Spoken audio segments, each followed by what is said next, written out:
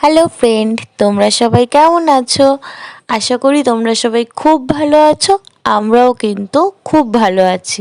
আমরা যাচ্ছি মা শ্যামা সুন্দরীর কাছে। তোমরাও ব্লগটা দেখতে থাকো, আশা করি খুব ভালো লাগবে। আমরা বেরিয়ে গেছি।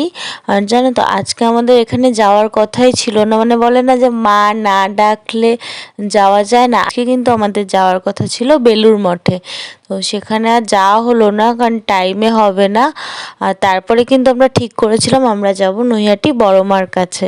তো সেটাও হচ্ছে যেতে যেতে অনেকটা লেট হয়ে যাবে। তারপর কিন্তু আমরা এখন ঠিক করলাম যে মা শ্যামাসুন্দরীর কাছে যাব। আর এখানে না তো আমাদের যাওয়ার কথা ছিল হচ্ছে জুন মাসে, কিন্তু তখন আর যাওয়া হয়নি। মানে সেটা এই আগস্ট মাসে গিয়ে হলো। তাই মানে বললাম যে মা যতদিন না ডাকে ততদিন মার কাছে যাওয়া যায় না। দেখো, যখন যাবো যাবো করছিলাম যাওয়া হচ্ছিল না, আর আজ যখন যাওয়ার কথা ছিল না, আজই কিন্তু আমরা মায়ের কাছে যাচ্ছি।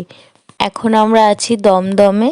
এখান থেকে আমরা চলে যাব শিয়ালদা নেমে মানিকতলার বাস ধরে হোমিওপ্যাথিক মেডিকেল কলেজ ও হসপিটালের সামনে নামলাম। নেমে একটুখানি হেঁটে গেলেই মা শ্যামা সুন্দরী মায়ের মন্দির। গলি দিয়ে ঢোকার মুখেই কিন্তু পড়বে মা জগদ্ধাত্রীর মন্দির। মানে দেখো, ফার্স্টেই যে দোকানটা পড়ছে আমরা সেখানেই চলে এসেছিলাম। এখানে যেহেতু মা 5 বছরের শিশু কন্যা রূপে পূজিত হয়, ওই কারণে কিন্তু আমরা মানে ভক্তরা মাকে চকলেট দিয়ে পুজো দেয়। আর তার সাথে কিন্তু মা আতপ চাল আর কাঁঠালি কলাতেই মা সন্তুষ্ট হয়। এখানে তোমরা তোমাদের ইচ্ছা মতন 100 চাল হোক বা 250 হোক 500 হোক, তোমরা কিন্তু তোমাদের ইচ্ছা মতন মাকে চাল আর কলা দিতে পারো, আর সাথে কিন্তু চকলেট অবশ্যই। এখানে দেখো, আমরা পুজোর লাইনে দাঁড়িয়ে গেছি। এখানে হচ্ছে কিন্তু ভক্তদেরকে দুবেলা ভোগ খাওয়ানো হয়। এই লাইনেই কিন্তু আমরা ভোগ নেব আগে, তারপরে কিন্তু মাকে দর্শন করব।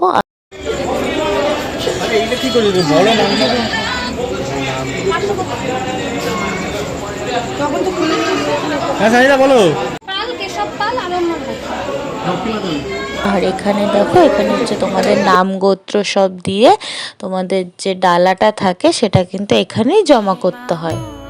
এখন কিন্তু আমরা ভোগ নিচ্ছি। এখানে সবার আগে আমাদের মায়ের আশীর্বাদী ফুল দিল, তারপর হচ্ছে পোলাও, তরকারি, মিষ্টি, কাঁঠালি কলা, আলতা, সিঁদুর। ভোগ নিয়ে কিন্তু আমরা মা শ্যামা সুন্দরীকে দর্শন করে নিলাম।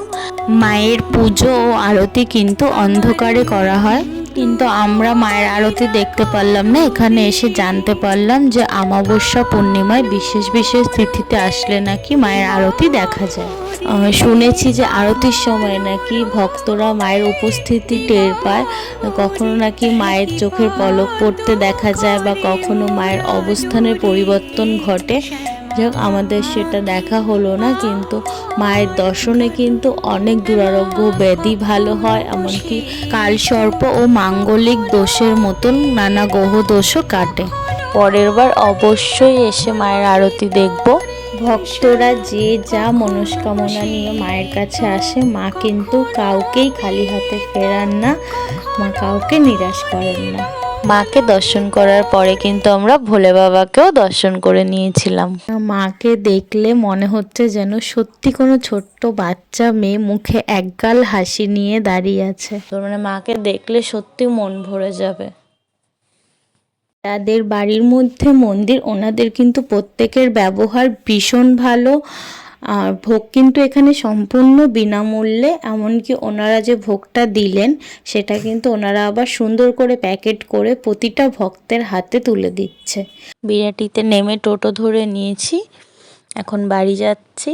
বাড়ি এসেই কিন্তু এখানে হচ্ছে রাখি পরাতে বসে গেছিলাম। যেহেতু রেডি ছিলাম তাই ভাবলাম রাখিটা পরিয়েই দিই, কারণ রাখির টাইমে কিন্তু দাদাকে রাখি পরানো হয় না। আগের বারও হচ্ছে মানে রাখি পরে রাখি পরিয়েছিলাম। তো কেশবকে হচ্ছে দিদি রাখি পরায় প্রতিবারই, আর আমি কিন্তু দাদাকে রাখি পরাই। পরিয়ে দিচ্ছে।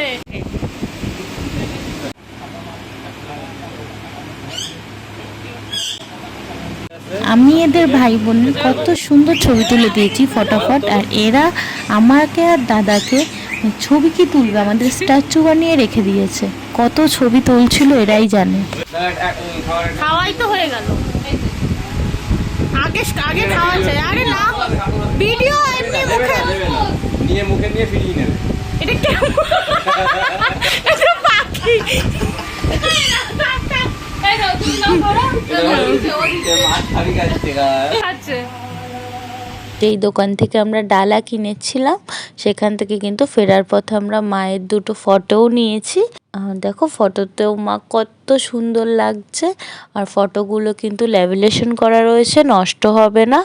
এই ফটোটা দিদি নিয়েছে আর এই ফটোটা আমি নিয়েছি। তাহলে চলো ভিডিওটা আজকের মতন এখানেই শেষ করলাম। ভিডিওটা ভালো লাগলে চ্যানেলটা সাবস্ক্রাইব করে ভিডিওটা একটা লাইক করে দিও।